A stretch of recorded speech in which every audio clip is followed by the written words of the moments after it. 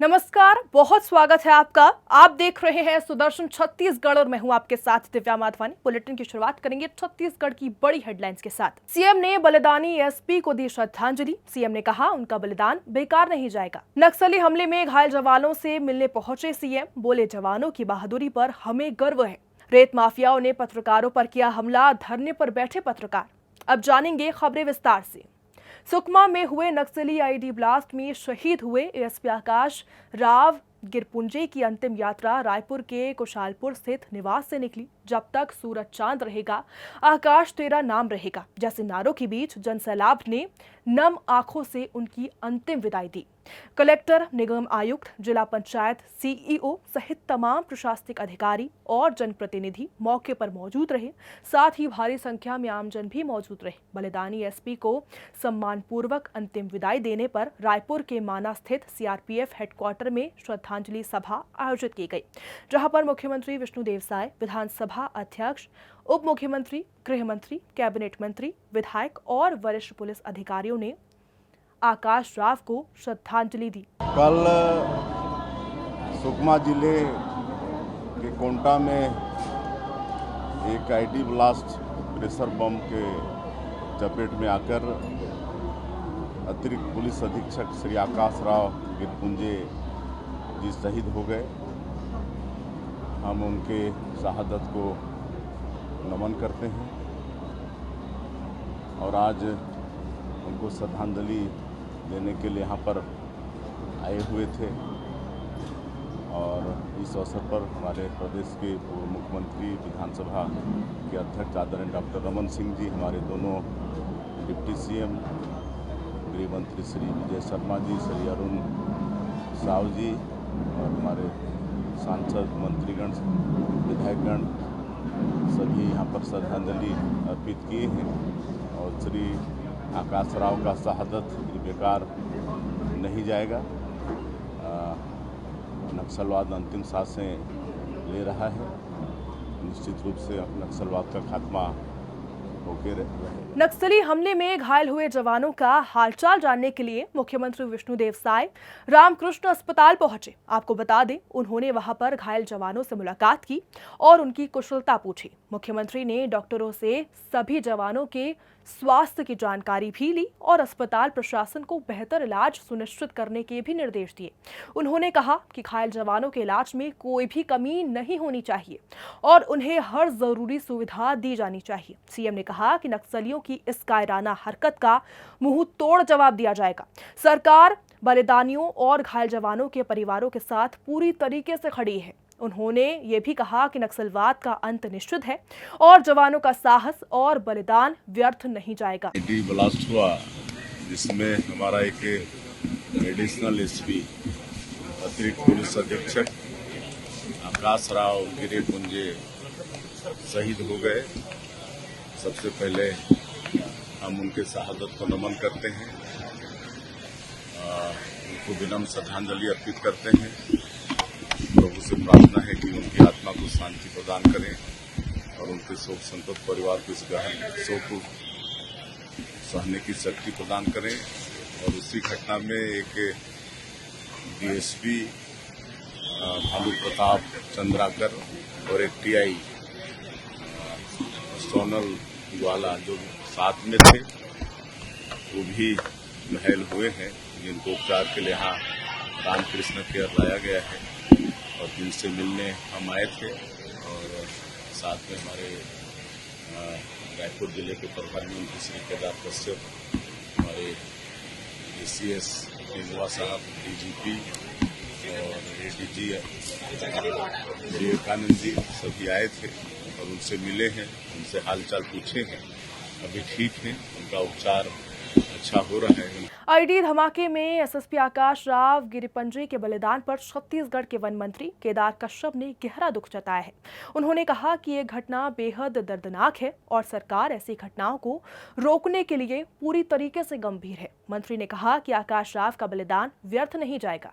उन्होंने याद दिलाया कि 31 मार्च 2026 को केंद्रीय गृह मंत्री ने नक्सलवाद खत्म करने का संकल्प लिया था और मुख्यमंत्री विष्णुदेव साय उसी दिशा में लगातार काम कर रहे हैं। आज सुबह सुकमा जिले के एडिशनल एसपी स्वर्गीय आकाश गिरपुंजी जी की जो शहादत हुई है, निश्चित तौर पे अत्यंत दुखद है और ऐसी घटना की पुनरावृत्ति न हो, ये हमको कोशिश करनी है और उनकी शहादत व्यर्थ नहीं जाएगी।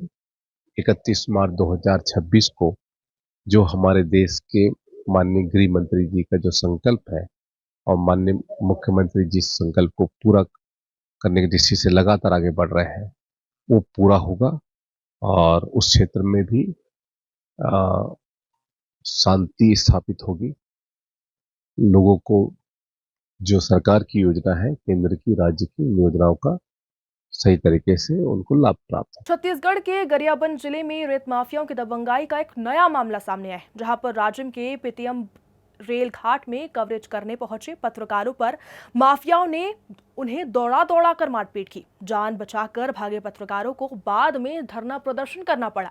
तब जाकर प्रशासन हरकत में आया। पत्रकारों की शिकायत और सोशल मीडिया पर वायरल वीडियो के बाद एसडीएम विशाल महाराणा और एसडीपीओ निशा सिन्हा मौके पर पहुंचे। 2 चैन माउंटेन मशीन और 2 हाइवा जब्त भी की गई। पुलिस ने इस मामले में 4 आरोपियों को रायपुर से गिरफ्तार किया है और उनके खिलाफ मारपीट, जानलेवा हमला समेत कई धाराओं में एफआईआर दर्ज की गई है। खबर मिल जाता तो जैसे ही हमको फोन के माध्यम से ये सूचना मिली तो मैं स्वयं अपने तहसीलदार के साथ और पुलिस टीम के साथ वहाँ गया और वहाँ जो भी पत्रकार थे उनको वहाँ से सुरक्षित वापस लाया। छत्तीसगढ़ के जशपुर जिले में हर साल बड़ी संख्या में सर्पदंश यानी सांप के काटने के मामले लगातार सामने आते हैं। खासकर बरसात के समय खतरा और भी बढ़ जाता है। जिले के तपकरा, फरसाबहार और पत्थलगांव इलाके को नागलोक कहा जाता है, क्योंकि यहाँ 40 से ज्यादा तरह के सांप मिलते हैं। इनमें कई बहुत जहरीले होते हैं, जैसे कोबरा, करैत आदि। और इसी साल अप्रैल में 56 लोगों को सांप काट चुके हैं, जिसमें 2 लोगों की मौत भी हुई है। पिछले साल 525 मामले सामने आए थे और 14 लोगों की जान चली गई थी। अधिकतर मौतें समय पर इलाज नहीं होने के कारण हो जाती हैं, क्योंकि लोग पहले ओझा या फिर झाड़ फूंक से इसका समाधान निकालते हैं। स्वास्थ्य विभाग की कोशिश है कि लोगों को समय पर इलाज मिले। जिले के अस्पतालों में जहरीले सांपों के इलाज के लिए दवा की पूरी व्यवस्था भी की गई है। डॉक्टर भी सांप के काटने के इलाज में प्रशिक्षित हैं। सर्प मित्र बबलू तिवारी जैसे लोग गांव में जागरूकता लगातार फैला रहे हैं और लोगों को बचने के तरीके भी समझाए जा रहे हैं। मुख्यमंत्री विष्णुदेव साय ने यहां पर स्नेक पार्क बनाने की भी घोषणा की। इसके लिए जमीन की तलाश भी शुरू कर दी गई है। ये पार्क लोगों को सांपों के बारे में जानकारी देने और जागरूक करने में मदद करेगा। हमारे जशपुर जिले को नागलोक के नाम से जाना जाता है और यहाँ कई प्रकार के सर्प जीव जंतु मिलते हैं और जिसमें मुख्यतः 5 जहरीले सांप हैं और जिसमें अधिकतर मतलब जिसके काटने से मृत्यु होती है वह है कॉमन करैंत, जो मतलब रात में बिस्तर पे चढ़ के आदमी को काट लेता है, जिसके काटने से पता नहीं चलता है। इसके कारण आदमी की मृत्यु हो जाती है। और जब भी सांप काटे तो आदमी को ओझा गुनिया बैगा के चक्कर में ना फंस के तत्काल मतलब हॉस्पिटल की ओर आए, जो सांपों के ही जहर से बना हुआ एंटीवेनम से उनकी जान बच सकती है। और हमारे जिले में मुख्यतः 5 प्रकार के जहरीले सांप हैं: कोबरा, कॉमन करैंत, वेंडेट करैंत, वाइपर और पिट वाइपर। और जिसमें से मतलब अधिकतर सक्रियता देखी जाए तो कॉमन करैंत और कोबरा का ही रहता है इसमें, और इसी के काटने से अधिकतर मृत्यु होती है। और इससे बचाव का तरीका यह है कि आप जमीन पे ना सोएं और अगल बगल साफ सफाई रखें और मच्छरदानी लगा के चारपाई पे चारों तरफ से बढ़िया पैक करके सोएं। रात में उठते हुए बढ़िया मतलब अपने लाइट वगैरह को जला लें, ना हो तो टार्च वगैरह रख लें, इससे बचाव हो सकता है। छत्तीसगढ़ के सुकमा में हुए आईडी ब्लास्ट में बलिदान हुए एसपी आकाश राव को लेकर पूरे देश में अब शोक की लहर है। उनकी बहादुरी और जिंदा दिली को लेकर लोग उन्हें श्रद्धांजलि दे रहे हैं। इसी बीच सोशल मीडिया पर उनका एक पुराना वीडियो तेजी से वायरल हो रहा है, जिसमें वो एक विदाई समारोह में गाना गाते दिख रहे हैं। दिल का आलम है, मैं क्या बताऊं तुझे। ये वीडियो उस समय का है जब वो महासमुंद में पदस्थ थे।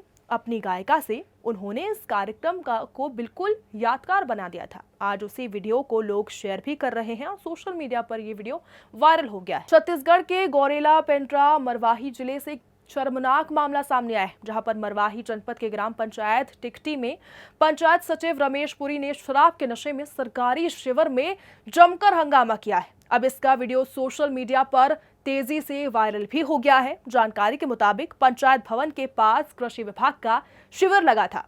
उसी दौरान सचिव रमेश पुरी शराब पीकर मौके पर पहुंचे और जनप्रतिनिधियों से बहसबाजी करने लगे। वहां पर मौजूद लोगों ने भी उन पर बदसलूकी और गाली गलौज का आरोप लगाया। लोगों ने जब सचिव को रोकने की कोशिश की तो वो और भी उग्र हो गए।